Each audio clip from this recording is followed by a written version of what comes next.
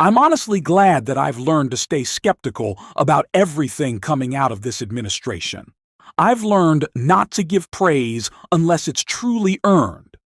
And in this case, it simply isn't. Recently, Donald Trump has been presenting himself as a peacemaker and master negotiator. But the facts on the ground tell a very different story. Despite his claims, tensions in the Middle East remain high, and his approach to global diplomacy, especially in Ukraine, has raised serious concerns. Reports have even surfaced describing a tense and unproductive meeting between Trump and Ukrainian President Volodymyr Zelensky, one marked by frustration and raised voices. All of it points to a pattern, a lack of understanding of complex international issues, and a failure to deliver on promises of peace. We're going to break it all down in this video, including what Trump had to say about Vladimir Putin earlier today. But before we get into that, don't forget to leave a like, subscribe if you enjoy our coverage, and help us keep bringing you independent analysis. It really goes a long way in supporting our work. Did you get any sense from Putin that he would be willing or open to the idea of ending this war without taking significant property from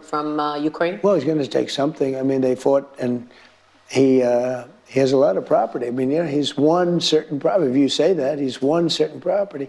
We're the only nation that goes in and wins a war and then leaves, like we did under President Bush in the Middle East. We go in, we blast the hell out of everybody, destroy the place, and then we leave, Remember, I used to say, keep the oil. But I really didn't say, I said two things. I said, don't go in. But then they went in. And I said, well, don't go in, but if you're going to go in, keep the oil. But we didn't keep the oil.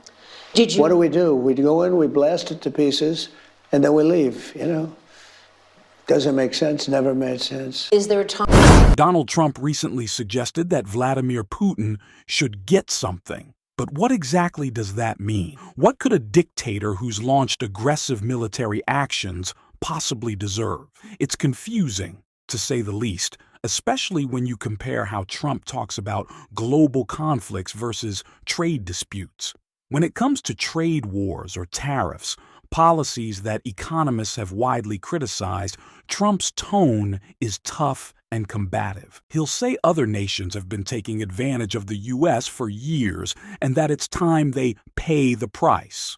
But when it comes to real wars, situations involving human lives, his approach seems completely different. Instead of standing firm, he talks about giving leverage and making concessions. It's as if personal flattery and ego take precedence over moral clarity or strategy. This kind of thinking doesn't strengthen America's position. It weakens it. It shows a lack of consistency and seriousness about global leadership. And that's exactly what President Zelensky has pointed out time and time again.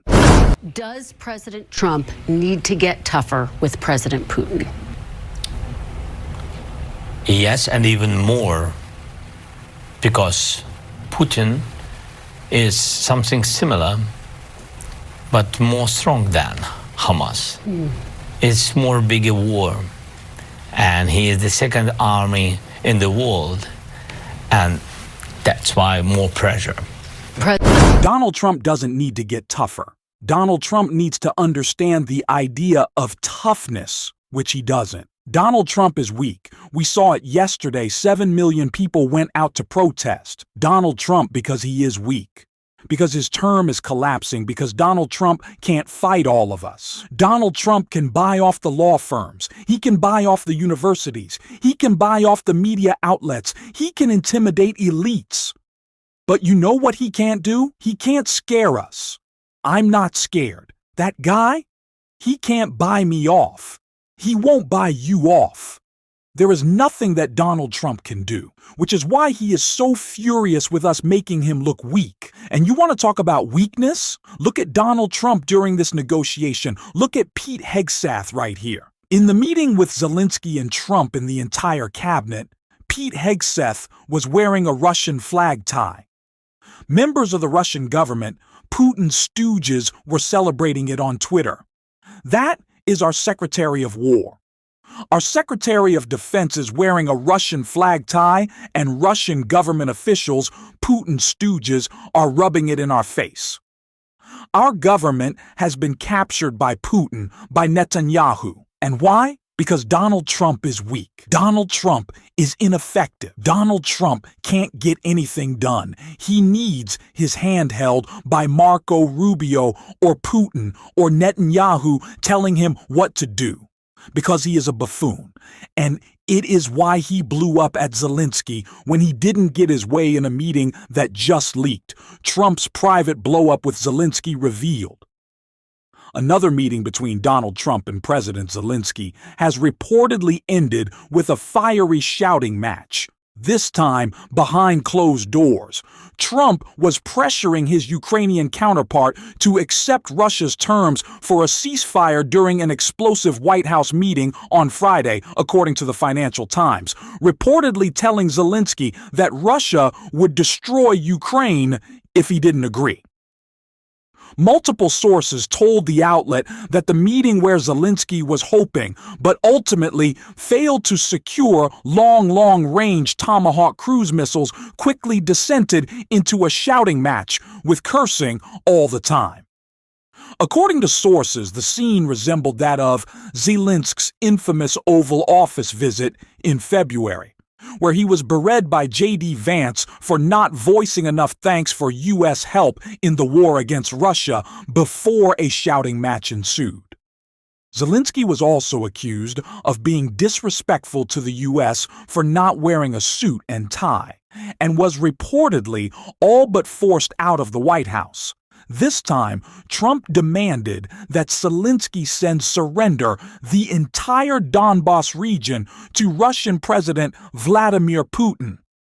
Sources said European officials told the Financial Times that Trump repeated many of Putin's talking points verbatim during the meeting, telling Zelensky he was losing the war, and if Putin wants it, he will destroy you. And while all of this unfolds, the mainstream media too often looks the other way. Journalists face increasing restrictions, reporters are being pushed out of press briefings, and networks are pressured to soften their coverage. That's not how a free press should operate in a democracy. Thankfully, voices like Rachel Maddow and Nicole Wallace are still speaking up, shining light on what's happening behind closed doors, including the growing media access issues at the Pentagon. This story deserves more attention, and it's time we give it the focus it deserves. Yeah, but this is also a really important chapter in what it means to stand up to authoritarianism. Nicole, we have talked about the fact that, the people have been brave.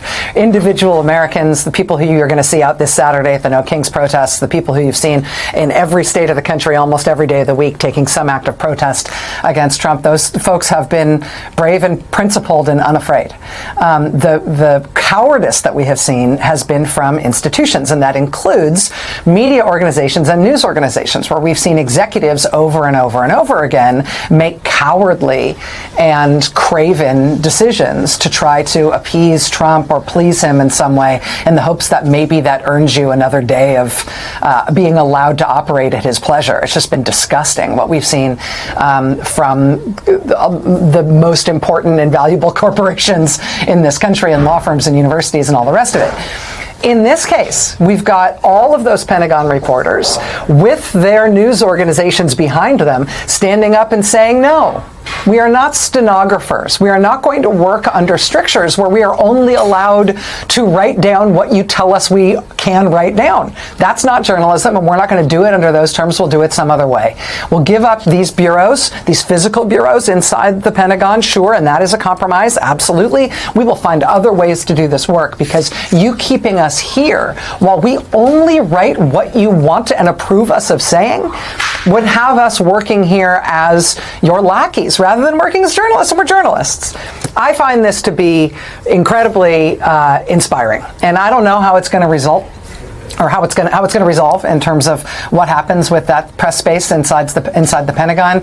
But when journalists and the news organizations that employ them stand up like this, particularly ones on the right, it is a good sign about the self-respect and vision and values and bravery of people who are really important to the health of our democracy. I think this is a really good sign. We need to keep pushing these stories into the light. We can't let Donald Trump or figures like Pete Hegseth set the terms of the conversation. Not here, not on this show. I'm not going to give them credit they don't deserve, and I won't let the mainstream media hand it to them unchecked.